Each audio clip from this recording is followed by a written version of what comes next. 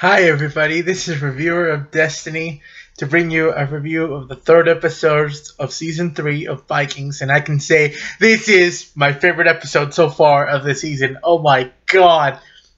Everything, to me, fitted so well. Every little scene, every little act, it was just wonderful. It was really, really, really good. Okay, I will start reviewing this episode by comparing King Ragnar and King Herbert, because to me, they were the shine of this episode. They were like the awesomeness that was today's episode. Okay, first with Ragnar, when he's invading, and he and Floki go at it because they're not agreeing. And this happened in Season 2. I mean, we all thought that Floki was going to betray him, but it didn't happen. They just go at it because Floki's pissed off that their friend died. You know, the one that lost his arm. I forget his name.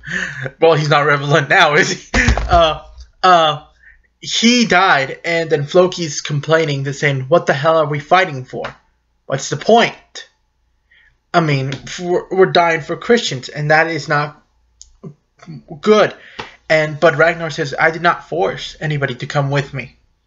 He did it by his choice," and it's true, because in the first episode of this season, he said, "I will go to fight for Mercia, for the Princess of Mercia, but I'm not going to speak for anybody else. Everybody's true," and it's true. And he told him, "Shut up, Floki," and that was cool to me.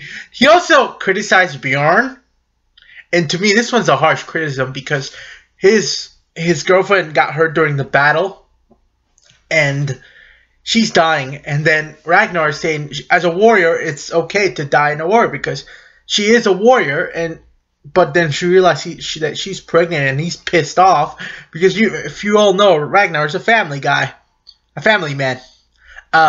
So he's like, "You allowed her to come. You're a man, but you think like a little girl."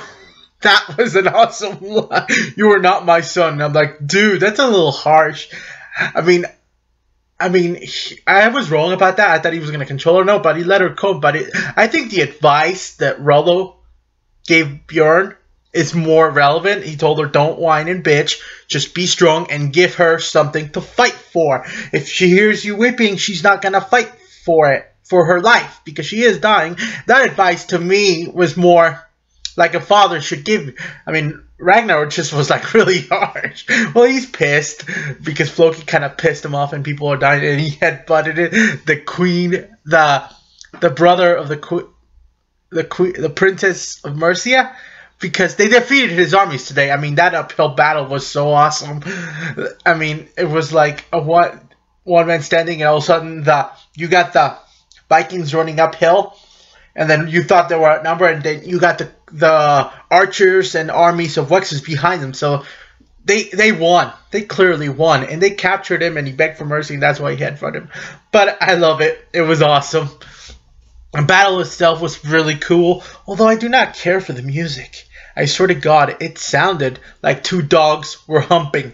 In fact, I had to check outside if my dog wasn't humping anything, because that's what the music sounded to me when the battle was going. But it was a cool battle. It had a little of everything. Wisdom and that whole episode. Okay. And then back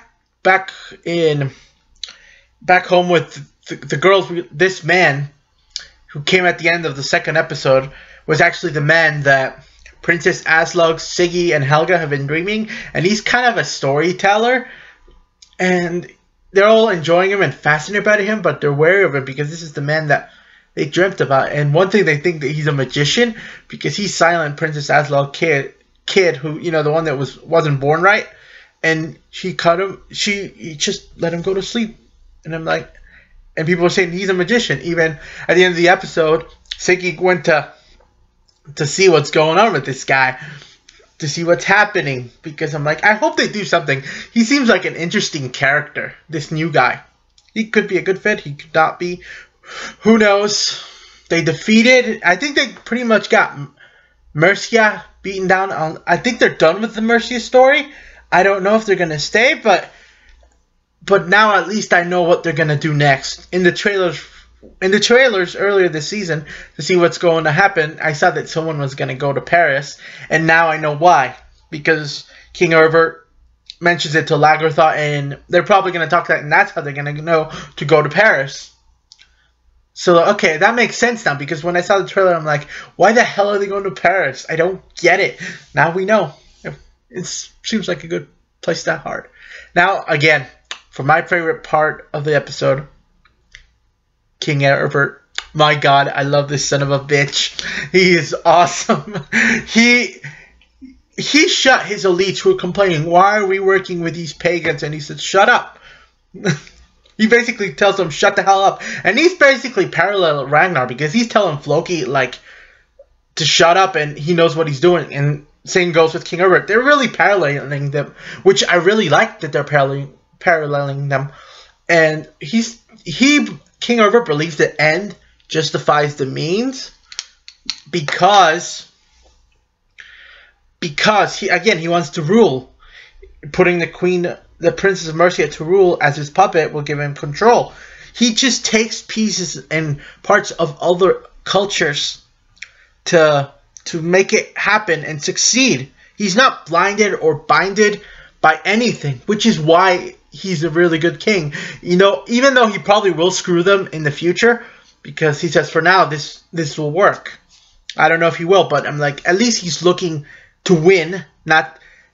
As long as he can get to rule and create his empire, he doesn't care how he does it. And he believes that he can do it with the help of these people. Like, he's not blinded by his elites or the churchmen who, you know, praising Christianity. Again, it's okay. I hope I don't offend anybody by bashing on Christianity, but that's just the way religion was. It still is to some point in people's minds. So it was really, really good. And he's just awesome. And I can't believe this son of a bitch got Lagertha to a freaking bathhouse, the little Roman bathhouse that they showed in season 2. This is our first time seeing it this season. And I'm like, I can't believe that son of a bitch just made out with her. I'm like, oh, you asshole. You had the guts what everybody else was thinking. But at least my respects to him. But I'm like, awesome. And the ending of this episode is really good, because I think at the same time King Herbert is doing whatever it takes to win, to succeed, but at the same time he kind of screwed himself, because his elites are backing down, including his own son, because in the first episode his own son's criticizing him too. And seeing that ritual, which is awesome, the blood bath, and then spreading the blood on the farmland, that was really brutal but awesome. But the elites, I don't think they're going to be working. Seeing this ritual, this sacrifice, who was the sacrifice for? The god Frey or Freya? Because I know Freya is Odin's wife, but I always forget who Frey is. Freya or something like that. I know they're two separate or are the same. I don't know. Can someone tell me? Comment on and tell me what it is. And yeah, he kind of screwed himself.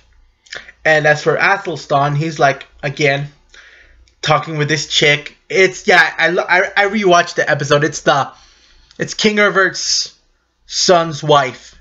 Athelwulf is his son's name, and that's his wife. So he's like, yeah, she's basically, you know, talking to him. She's attracted to him, and again, it's probably because he's mysterious. That's what King Herbert says, and I'm pretty sure that's something to it. I don't know. Who knows? Overall, this episode was my favorite so far, and it's the one I will rank 10 out of 10, because it had pieces of everything. Even everyone had something to do, or at least had a line that made something of importance, like Bjorn and his chick. Rollo gave advice to Bjorn. Ragnar was the star of his show with Floki when they're commenting him. Their friend who died in his last stand was awesome. Lagertha, Athelstan, King Herbert, they all had conversations about France, which I'm pretty sure that's where the season's going.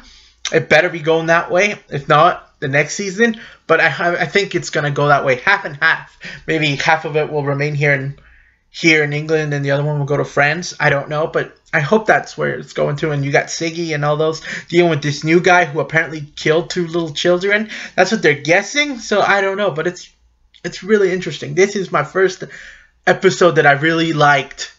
Well, I like them all, but this is my favorite one.